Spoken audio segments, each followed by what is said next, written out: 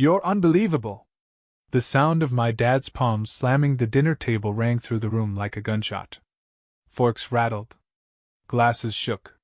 My mother flinched. But I didn't move.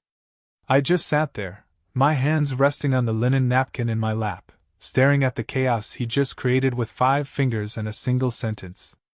Across the table, my mom's expression shifted, not in concern for me, but in quiet disapproval. Like I was the one who'd ruined the evening. My brother shook his head slowly, avoiding my eyes. And next to my dad, his new wife, the woman who never once called me family, kept her face blank. But I could see it.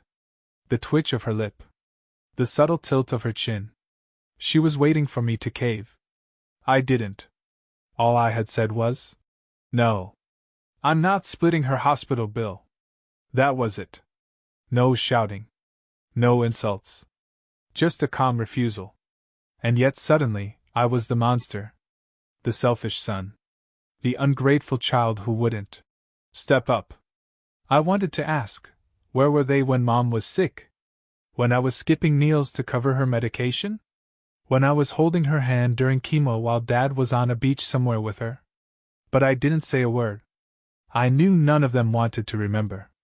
They only cared about the crisis in front of them, and who could be guilted into fixing it. Hey there, welcome back to HD Reddit Stories, where bloodlines don't always mean loyalty. Let me ask you this. Would you spend your savings to pay the hospital bills of your dad's new wife, the same woman who told you to your face, "You're not my son"? If your answer is no, trust me, I was right there with you. And if you like true stories where karma comes in quiet paperwork and perfect timing, don't forget to subscribe. This one's a ride. Back at the table, I could feel them closing in. Not physically, but emotionally, with every judgmental glance and heavy silence. I was being cast as the villain in a story I didn't write. One where family duty meant erasing history, and forgiveness was expected but never earned. But I wasn't angry. I wasn't even sad. Just done. And that's when it hit me. They didn't just want my help. They expected my sacrifice. The silence that followed my refusal at that dinner table didn't end with dessert. It lingered long after I left. No one followed me out. No one called. No one even sent a text. Just a quiet, collective agreement that I had committed the unforgivable. I said no. But if you think that moment was sudden, let me be clear. That night was only the final crack in something that had been splintering for years. When I was 16, my mother got sick. At first, it was fatigue. Then weight loss. Then came the diagnosis: breast cancer. I remember the sterile white room where the doctor said the words out loud, but what I remember more is the look on my mom's face, like she was apologizing to me before she even opened her mouth. We were alone. My dad had already left. Not just physically, he was living in another town by then with a friend, from work, but emotionally too. Even before the divorce, he had checked out. Stopped showing up to school events. Forgot birthdays. And when Mom told him about her diagnosis, his reaction wasn't grief or panic. It was distance. "She'll be fine," he said. "Let me know if anything serious happens." It was serious. Every day. While my friends went to parties or spent weekends gaming, I was learning how to flush 4 lines and count pill bottles. I worked part-time at the grocery store after school and used that money to pay for Uber rides to the hospital when Mom was too weak to drive. No one came to help. Not my father. Not his new girlfriend, who he eventually married. Not even my older brother, who decided it was too hard to deal with and moved across the country for a fresh start. I didn't get a fresh start. I got debt, panic attacks, and the kind of loneliness you can only feel when you're surrounded by people who should have cared, but didn't. I kept quiet. For years. I kept the family name intact. I didn't tell relatives what Dad really did. I didn't correct my brother when he posted Instagram throwbacks pretending he'd been there for Mom. I swallowed every bitter thought, because Mom didn't want drama. She wanted peace. And when she finally got better, when she rang the bell after her last chemo treatment, I thought maybe, just maybe, I could breathe again. Maybe we could start over. Maybe Dad would see her strength and feel some regret. Maybe he'd come around. He didn't. Instead, he sent an email. A damn email, not even a call. Glad to hear she's doing well. Hope you're taking care of yourself. By the way, Amanda and I just bought a new place. Let me know if you want to visit sometime. Amanda. That's what he called her. Not my wife. Not your stepmother. Just Amanda. Like she was some distant acquaintance we were all supposed to just accept into the fold. I didn't respond. The next time I saw him was when he showed up to Mom's 62nd birthday party unannounced, Amanda in tow, and gave her a single card with a Starbucks gift card inside. She smiled politely, but I saw her hands tremble. She always tried to be kind, even when she was breaking inside. That night, she cried in the kitchen when everyone else had gone home. She whispered, "He used to know what my favorite tea was." I held her and didn't say a word. Fast forward to this year. Amanda has a health scare, something with her kidneys. I don't know the details because they didn't tell me. They told my brother, who called me up and said, "Dad's asking if we can each chip in for the medical bills. It's a lot." I laughed. Not because it was funny, but because it was predictable. "Why me?" I asked. And my brother, God bless him, had the audacity to say, "Because you're the one who's always handled things." That was the moment it all came back. The unpaid bills. The long nights. The sound of Mom throwing up while I googled side effects. The way Dad vanished. And now, years later, he wanted to cash in on the goodwill I had left. I told him I needed time to think. Then came the dinner. The invitation sounded innocent. "Let's catch up. It's been too long." I should have known it was a setup. They waited until the second course before springing it on me. Amanda looking frail and tired. My brother looking stressed and apologetic. My dad doing his best to appear stoic and noble, as if asking for thousands of dollars was somehow heroic. When I refused, the explosion came instantly. No build-up. Just rage. A fist to the table. An accusation that I was cold, heartless, spoiled, as if I hadn't earned every scar on my back from holding this family together alone. And yet, in their eyes, I was still the one causing pain. I left quietly. Not out of shame, but because I refused to raise my voice for people who never listened. I walked out, got in my car, and sat in the driveway for 20 minutes just breathing. And in that stillness, I realized something. I wasn't just tired. I was finished. Finished pretending. Finished playing the role of dutiful son. Finished covering for a man who'd only ever shown up when it served him. Finished letting guilt write checks I could no longer cash. That night, I opened an old shoebox filled with papers. Receipts. Emails. Bank transfers. Everything I'd ever done for this family, documented. I didn't gather those records out of spite. I kept them because somewhere deep down, I think I always knew this moment would come. And I wanted to be ready. I didn't sleep that night. Not because I was upset. I wasn't angry anymore. Not in the way they expected. I wasn't pacing or crying or even venting to a friend. No, I was calm. Focused. The kind of clarity that comes after you've been gaslit for years and finally see through the fog. The truth was simple. I had no obligation to help. None. But they'd built their entire case around the assumption that I would, because I always had. I was the fixer. The helper. The bandage they wrapped around every family disaster. And I realized that had to end. The next morning, I made 2 calls. The first was to my attorney, Liz. She'd helped Mom rewrite her will a few years back and knew more about our family's tangled financial history than anyone else. She was sharp, discreet, and just angry enough on my behalf to take things seriously. The second call was to a private estate analyst I found through a referral. Someone who specialized in forensic reviews, the kind of person who could pull apart tax filings, title transfers, and obscure asset movements like string from a knot. I didn't tell anyone in the family. I didn't warn them. I simply did what they never expected. I started digging. Liz met me that afternoon. We sat in her office surrounded by manila folders, old deeds, notarized documents, and scanned PDFs of property transactions. She reviewed everything I brought, and then she asked a single question that changed everything.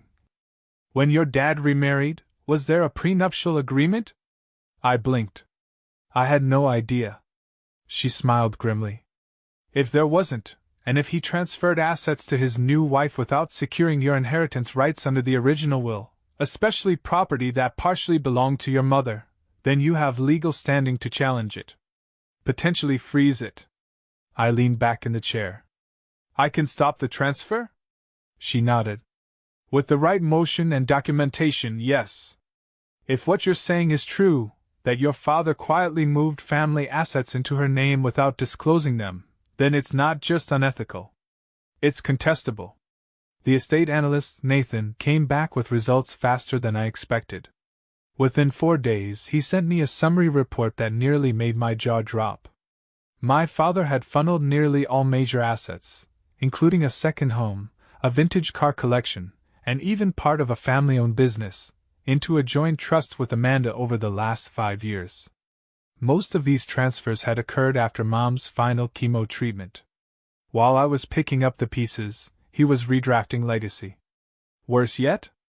The family home that Mom and Dad had bought decades ago, the one I grew up in, had been gifted to Amanda via a backdated quitclaim deed. No formal appraisal. No cash exchange. Just handed over. It was insult disguised as inheritance planning. I gave Liz the documents. She barely paused. Let's shut it down. We filed the petition within a week. The motion requested a temporary restraining order on all family assets tied to my father's estate, citing potential undue influence, fraudulent transfer, and violation of prior estate agreements involving my mother's share. We included evidence, historical references, signed letters from Mom detailing her concerns, and my own financial records that showed my years of support. It was airtight. The judge granted a 90-day freeze on any liquidation, sale, or new transfer of those assets. A court hearing was scheduled for the following month. And just like that, the game shifted. I didn't say anything to the family. No announcements. No confrontations. I just waited. The silence didn't last long. 3 days later, my brother texted me. Did you really go to court? Dad says everything is frozen. What the hell, man? I didn't answer. The next day, Amanda called. I didn't pick up. Then came my dad's voicemail, a masterclass in tone-deaf entitlement. This is going too far. I asked for help, and this is your response? You're destroying what little we have left. I thought you were better than this. Better than what? Better than being used? That same day, Liz forwarded me a message from their lawyer, a shaky, last-minute attempt to negotiate. They offered to reconsider the asset distribution if I dropped the motion. I declined. 1 week later, Amanda's hospital called me. A billing coordinator named Jenna left a voicemail.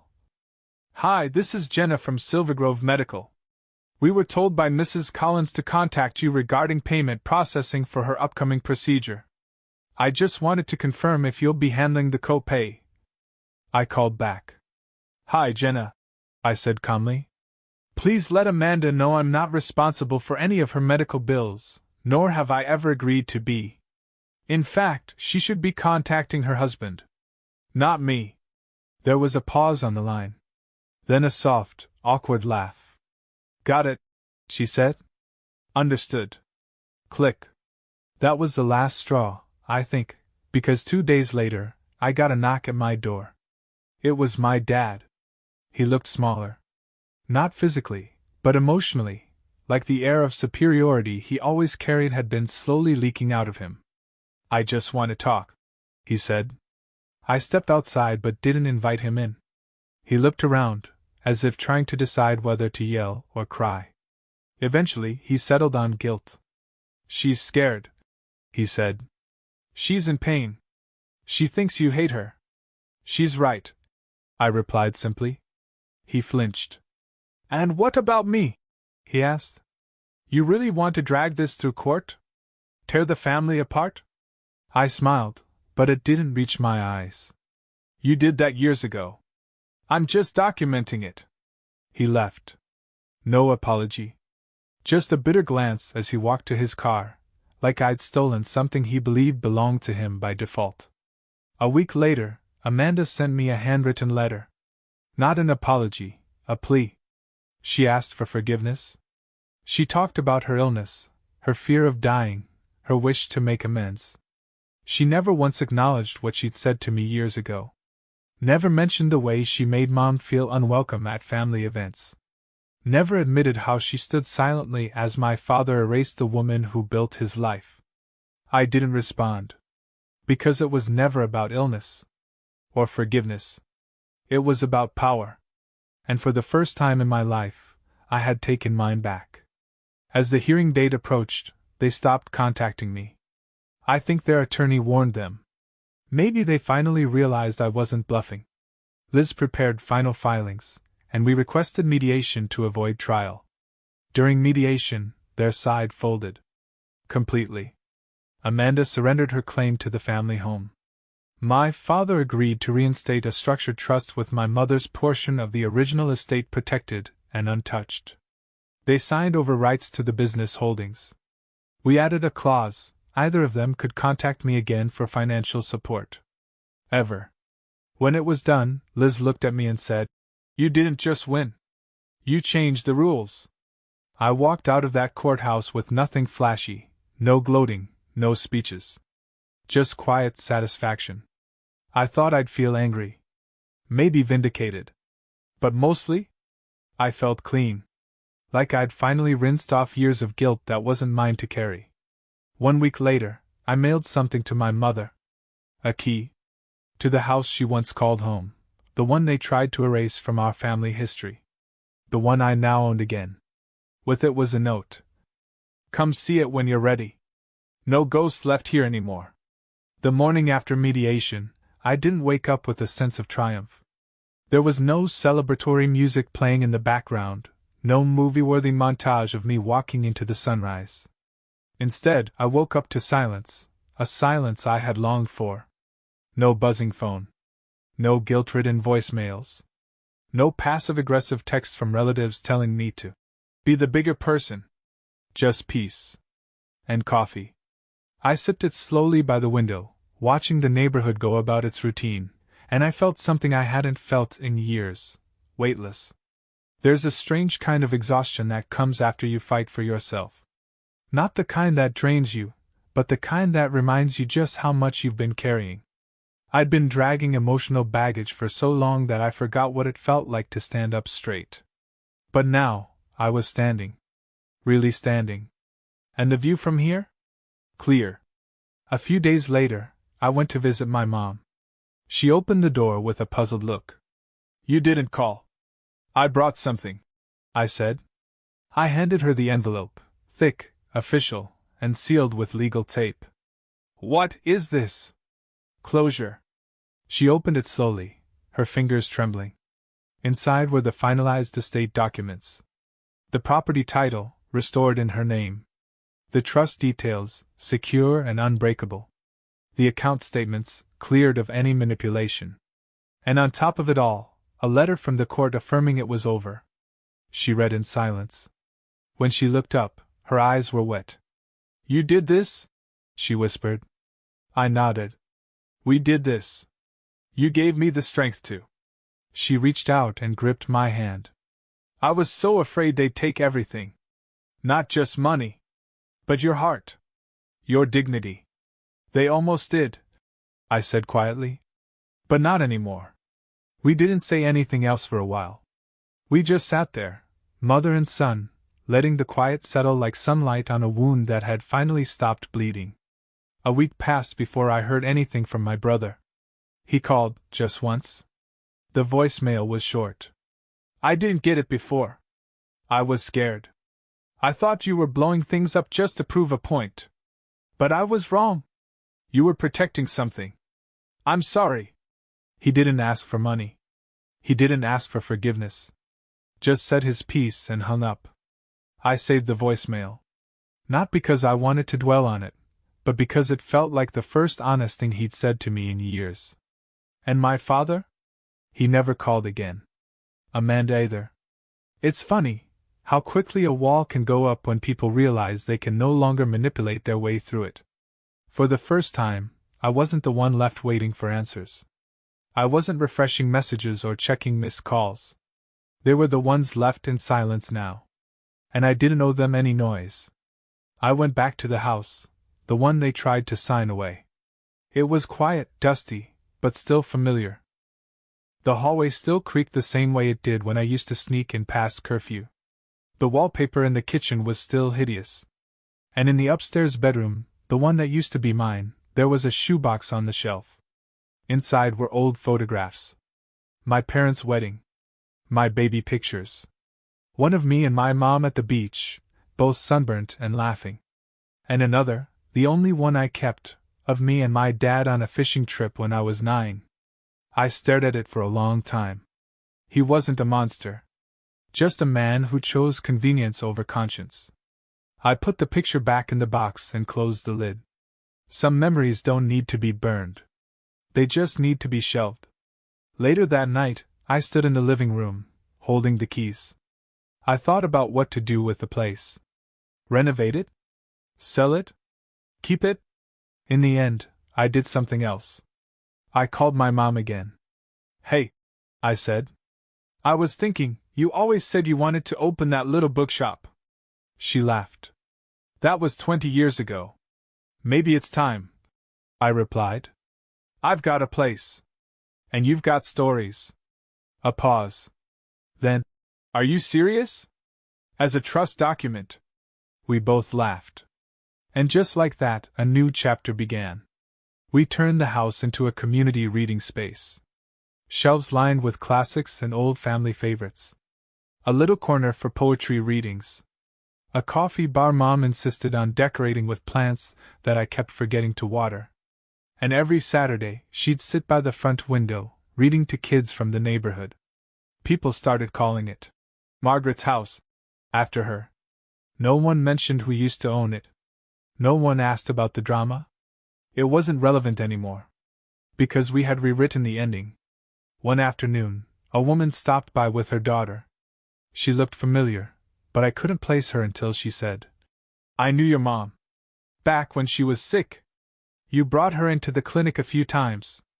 We talked for a while. She complimented the space, bought a few books, and as she was leaving, she turned to her daughter and said, This place exists because someone stood up when it counted. I didn't correct her. I just smiled. Now? I still get emails from extended family now and then. Some supportive. Some curious. Some subtle attempts to reopen conversations I've already closed. I don't respond to most. Not out of spite, but because peace is a boundary I no longer feel guilty for protecting. I walk every morning. Drink my coffee in silence. Help Mom with the shop when I can. And on Sundays I visit the cemetery where my grandparents are buried and leave flowers, just like Mom used to do when things were simpler. Sometimes I sit there and whisper, I'm okay now. She's okay now. And it's over. Not in anger. Not in bitterness. Just in truth. And as I lock up the shop each evening, I turn off the lights, step outside, and close the door behind me. A real door. To a real home. No ghosts. No shadows. Just me. And a future I built on my own terms. If there's one thing this entire experience taught me, it's this: sometimes, the people who expect the most from you are the very ones who gave you the least when it mattered. It's easy to say that family is unconditional, that blood binds us, and that loyalty should trump disappointment. But the truth is, loyalty without reciprocity becomes self-destruction. And for too long, I mistook endurance for love. I believed, like many of us do, that being the good one meant swallowing pain in silence. That it was noble to carry the weight, to keep the peace, to never speak out even when I was drowning in responsibilities no one else would touch. I told myself it made me strong. But it didn't make me strong. It made me exhausted. Real strength is not in how long you can tolerate being mistreated. It's in how clearly you can see the truth, and how bravely you act on it when everyone around you wants you to stay silent. When my dad asked me to pay for his new wife's hospital bill, it wasn't about the money. It was about control. It was about using guilt, duty, and shared blood as weapons to force compliance. It was about pretending history never happened, pretending he hadn't abandoned my mother when she was sick, hadn't disappeared while I cleaned up his mess, hadn't handed his legacy to someone who never once acknowledged me as family. They didn't want my help. They wanted my silence. But silence is not kindness. Sometimes it's complicity. And sometimes the most loving thing you can do, for yourself and for the people you still care about, is to say no. Saying no cost me relationships I once thought were irreplaceable. But in return, it gave me something more valuable: peace.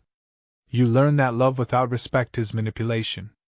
That forgiveness without accountability is a license to repeat harm. That giving people endless chances doesn't make you generous. It makes you vulnerable to people who don't change. And most importantly, you learn this: you are not selfish for protecting your boundaries. You are not cruel for demanding fairness. You are not heartless for refusing to play a role in a family performance that demands your silence in exchange for crumbs of approval. What I did wasn't revenge. It wasn't pettiness. It was correction. I didn't go to court because I wanted to punish my father. I went because I wanted to protect the truth. To ensure that the years I spent caring for my mother weren't erased by legal loopholes and emotional blackmail. I wanted to make sure that the people who showed up when it was easy wouldn't inherit the rewards meant for the ones who endured when it was hard. That's what justice looks like in families, not vengeance, but balance. And yes, it's hard. It hurts. You'll question yourself. People will say you're overreacting, that you're being dramatic, ungrateful, cold. But you know what's colder? Being asked to show up for people who never showed up for you, and being told that's what family means. We don't get to choose our families. But we do get to choose the legacy we leave behind. I chose to stop the cycle. To draw a line in the sand. To make sure that the next time someone in my position feels cornered, they'll know, you can stand up, and you can walk away, and still be whole. My mother once told me, in a quiet moment after one of her treatments, "You don't owe anyone your suffering. Not even the ones who gave you life." I didn't fully understand what she meant then. I do now. So if you're out there, reading this, wondering whether you're a bad person for setting a boundary, for saying no, for refusing to fund someone else's denial, for finally choosing yourself, you're not wrong. You're reclaiming your voice. And I hope you never give it back.